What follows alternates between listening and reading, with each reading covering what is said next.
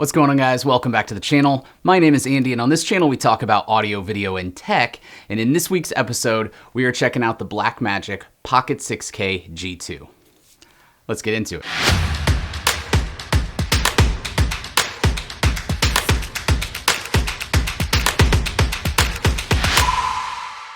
All right, what's going on, guys? Welcome back to the channel. I'm really excited this week to be checking out the Blackmagic Pocket 6K G2. I've been kind of curious about this camera for a while. Anybody that's watched the channel knows that I'm a huge Blackmagic fan, and have been shooting on the Blackmagic Pocket 4K for a couple years now, and I love that camera so much. The color science is beautiful. It's really enjoyable to film with. It's all manual, so there's just something about pulling your own focus, trying to keep your body steady. Like, the shot is the shot. It's you that did it, and there's no fancy tricks inside the camera to stabilize or get autofocus. So I think it's a great learning tool. So I love the Blackmagic cameras for that. But I've been really curious about the 6K G2 for a while, and so I decided to rent one and check it out. I don't get to keep this. I am sending it back. But I definitely want to give you my thoughts on it, show you some footage that I was able to capture with it as well, and kind of go through who this camera might be good for. So let's first start with the features that I was really intrigued about and the things that I actually really love. The first one being the articulating screen. Obviously, this is huge. Anybody that shoots on a Blackmagic 4K or a 6K knows that having that stationary screen is kind of a pain, and you usually have to add a monitor on top to really make the camera usable. This thing is awesome. You can flip it straight out to get those low shots. You can tilt it up if you're getting high shots. You can push it just back into place. I usually shoot at a slight angle anyway. That right there is perfect for me, and I have not used an external monitor with this camera since I've been shooting on it, and that has made a huge difference in the weight and just extra batteries and things that you have to carry. So I absolutely love the articulating screen. I wish the 4K had the articulating screen, but we get it on the 6K Pro and the 6K G2. So love the screen, don't need an external monitor, so I absolutely love that. The second thing that I really love about this camera is the improved battery life, and that is because now we're using the bigger MPF style batteries. Most people are saying they get about an hour shoot time on those, and I think that's about accurate. I usually, this past week, I've taken 2 with me at one, when I go out and shoot, and I hardly ever throw in the second battery. I do turn off the camera between shots. So for me, I can really run around for 4 hours and shoot on one battery. I'm usually shooting short clips, so I'm not doing continuous recording. So for me, that works great. The Pocket 4K was, sometimes I feel like I get 20, 30 minutes out of that thing. So the improved battery life is fantastic. It actually works. The next thing I love about this camera is the native EF mount. So, we know EF mount is kind of going away. Canon's moving more towards the RF mount. But if you're like me and you have a bunch of EF mount glass laying around, it is really nice to just be able to throw your lenses on there. And of course, I've got the ever popular 18-35 Sigma 1.8 lens on here, which is just a classic and works great with these cameras. Super sharp. With the Super 35 sensor, it gives you the really nice middle focal range of about 26 to 56. So I really love that focal range, and a constant aperture of 1.8. So it's fantastic. I love that focal range. I love the EF mount, the articulating screen, the better battery life. It's really, really nice. The things that are still a struggle on the Blackmagic cameras are still a struggle on this one. Keeping your hands stable, making sure you're pulling focus.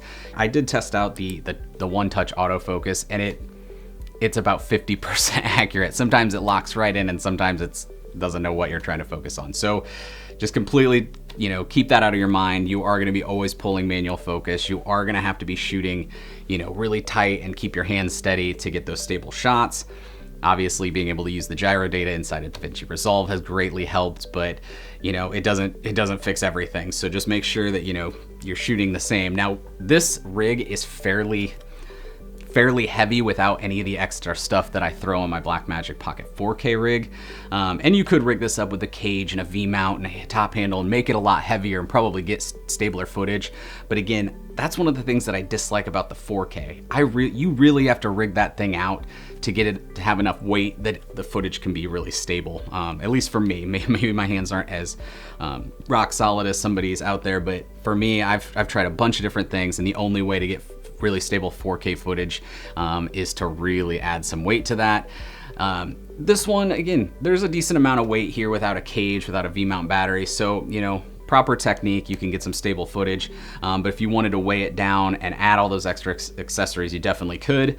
So who do I think this camera is right for? I think this is a great camera for anybody that is new to the Blackmagic cinema line. If you don't have a 4K or a 6K and you're wanting to get into it, this might be a really great place to start. You know, you can find these for about $1,700, $1,800 on eBay, and you compare that with a Pocket 4K, you know, which is currently around $1,100, $1,200 used.